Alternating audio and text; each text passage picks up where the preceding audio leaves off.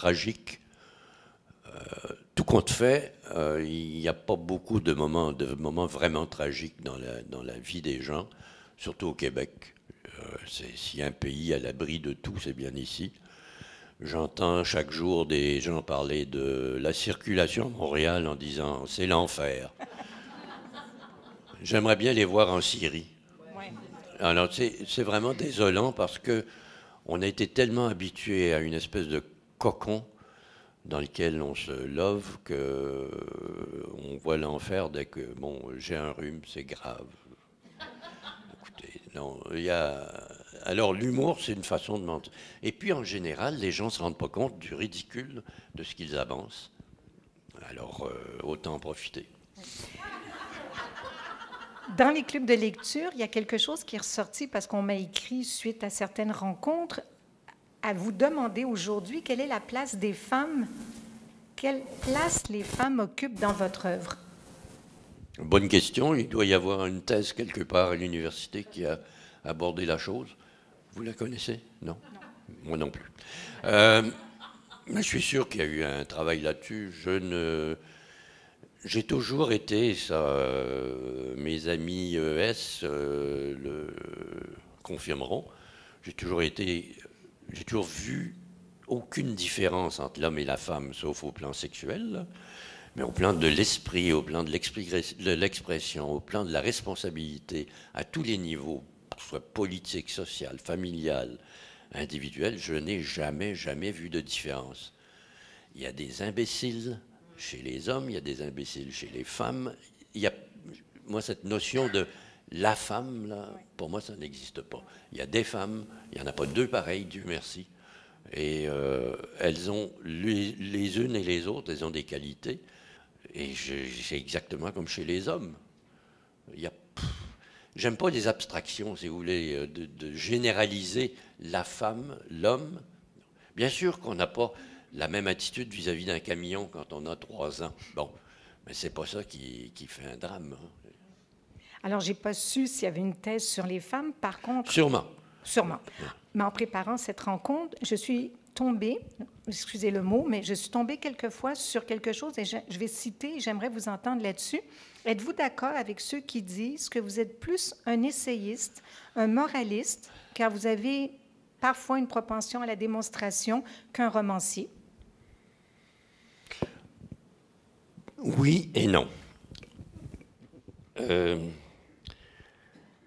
Probablement que quand je suis rentré à l'université à 19 ans, si j'avais su qu'il y avait un département de sociologie, j'y serais allé et je serais devenu sociologue, peut-être.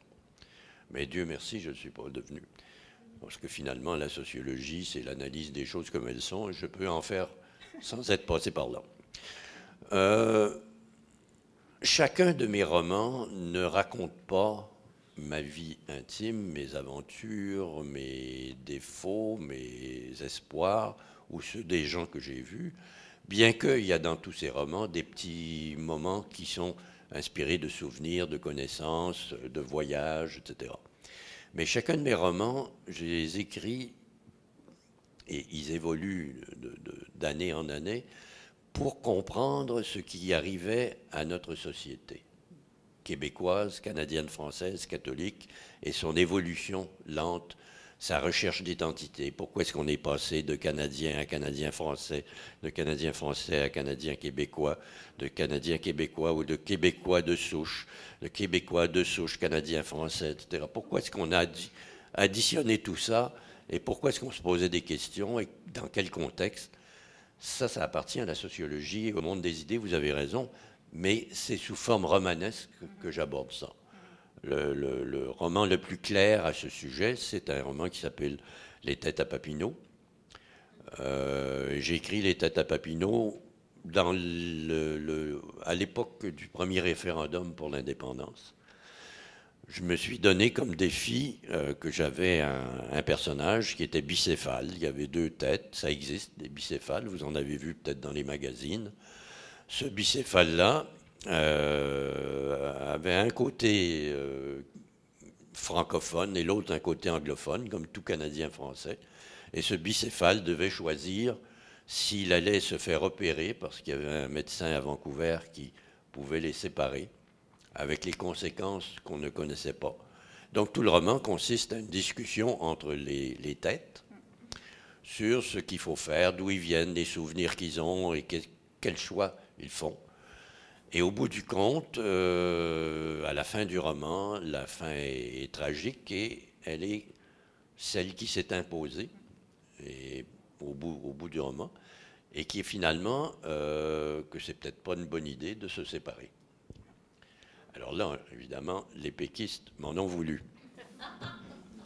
Mais j'y peux rien. C'était une proposition romanesque où les deux personnages, allant au bout de leur raisonnement et choisissant de se faire opérer, il y en a un des deux qui gagnait. Mais précisons quand même que ce livre-là a été écrit en 81. Ouais. Donc, quand on regarde le sujet, est-ce que les choses ont tellement changé ou pas? Non. Non.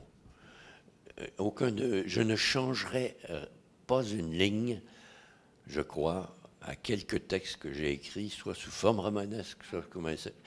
En tout cas, si vous me trouvez une phrase dont j'aurais honte, là, ça me fera plaisir de la changer, mais je ne pense pas. Je ne pense pas m'être trompé parce que, et ça, c'est pas de la prétention, c'est parce que j'ai eu pendant des années une situation extraordinaire. J'étais un peu journaliste, je rencontrais tout le milieu journalistique où il y a des conversations en général sur la société. J'étais au mouvement laïque où l'on travaillait très fort pour changer le système d'éducation. Donc, je rencontrais des professeurs et des élèves et des parents. J'ai fondé avec d'autres l'école Nouvelle Saint-Germain. Bon, on travaillait très fort dans ce milieu-là. Donc ça s'est ajouté.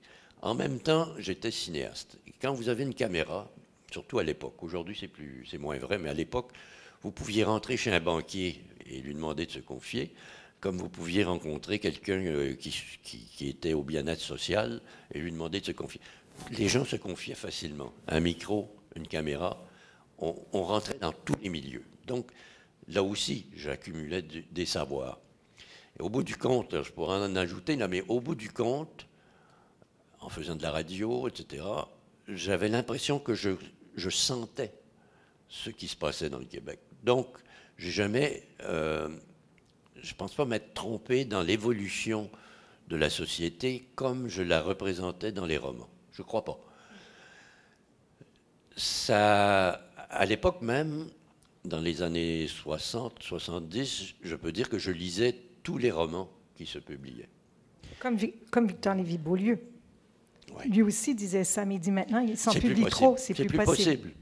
À l'époque, il s'en publiait beaucoup, beaucoup moins. Donc on pouvait... Et je connaissais tous les auteurs. Quand j'ai fondé l'Union des écrivains,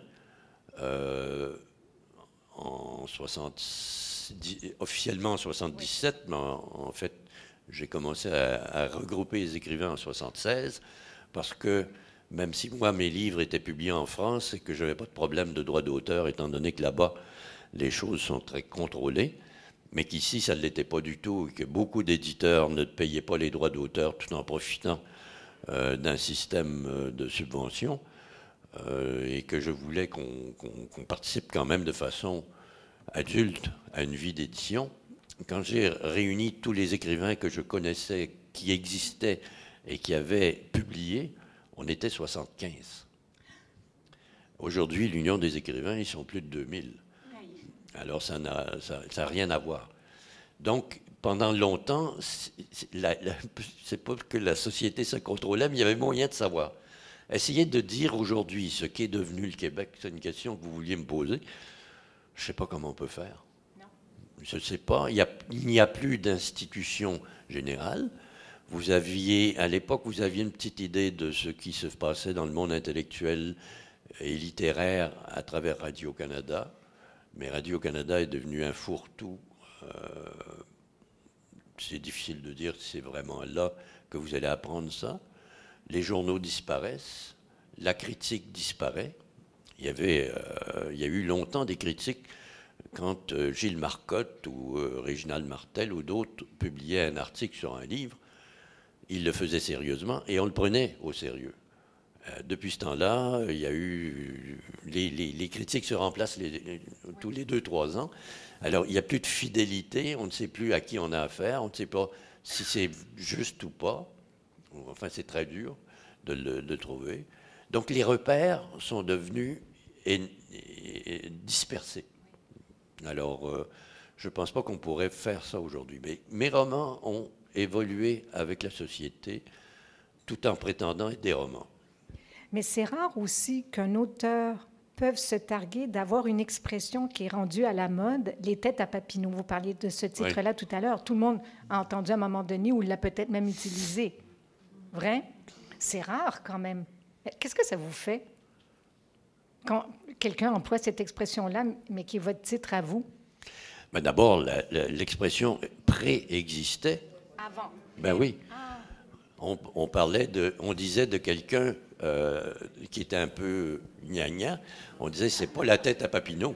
Oui. Ah, je pensais que ça venait vraiment... Non, c'est une expression qui est née à l'époque où Papineau, après les troubles de 37-38, on a mis sa tête à prix. Il s'est sauvé aux États-Unis. Et donc, mettant sa tête à prix, et c'est quand même un espèce de génie politique. Donc, on le comparait à... Et c'est pour ça que j'ai utilisé que je l'ai reformulé sous les têtes à Papineau, ce qui n'insultait ni M. Papineau, mais qui avait l'avantage d'être un petit peu connu comme son. Donc, rendons à César ce qui est à César. Oui. Je m'en excuse, je pensais que ça venait vraiment de vous.